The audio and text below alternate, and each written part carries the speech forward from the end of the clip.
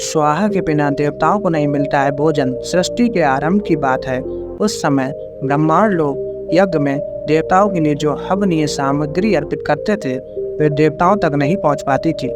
देवताओं को भोजन नहीं मिल पा रहा था, इसलिए उन्होंने ब्रह्मलोक में जाकर अपने आहार के लिए ब्रह्मा जी से प्रार्थना की।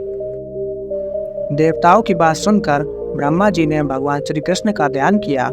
भगवान के आदेश पर ब्रह्मा जी देवी मूल प्रकृति की उपासना करने लगे। इससे प्रसन्न होकर देवी मूल प्रकृति की कला से देवी स्वाहा प्रकट हो गई और ब्रह्मा जी से वर मांगने को कहा। ब्रह्मा जी ने कहा, आप अग्निदेव की दायिका शक्ति होने की कृपा करें। आपके बिना अग्नि आहुतियों को भस्म करने में असमर्थ हैं।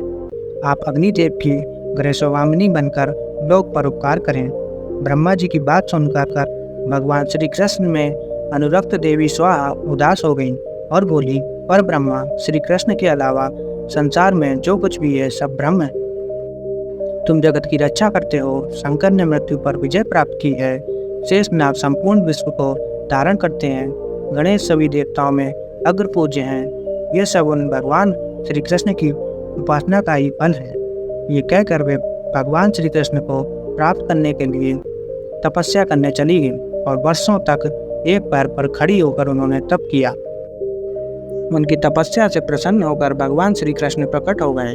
देवी स्वाहा के तप के अभिप्राय को जानकर भगवान श्री कृष्ण ने कहा, तुम 12 कल्प में मेरी प्रिया बनोगी और तुम्हारा नाम नग्नजीत ही होगा।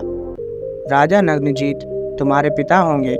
इस समय तुम दायिका शक्ति से संपन्न होकर अग्निदेव की पत्नी बनो और देवताओं को संतृप्त करो। मेरे वरदान से तुम मंत्रों का अंग बनकर पूजा प्राप्त करोगी।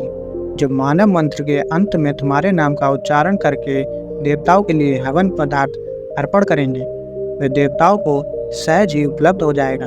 देवी स्वाहा बनी अग्निदेव की पत्नी। भगवान श्री कृष्ण की आज्ञा से अग्निदेव का देवी स्वाहा के साथ विवाह संस्कार हुआ।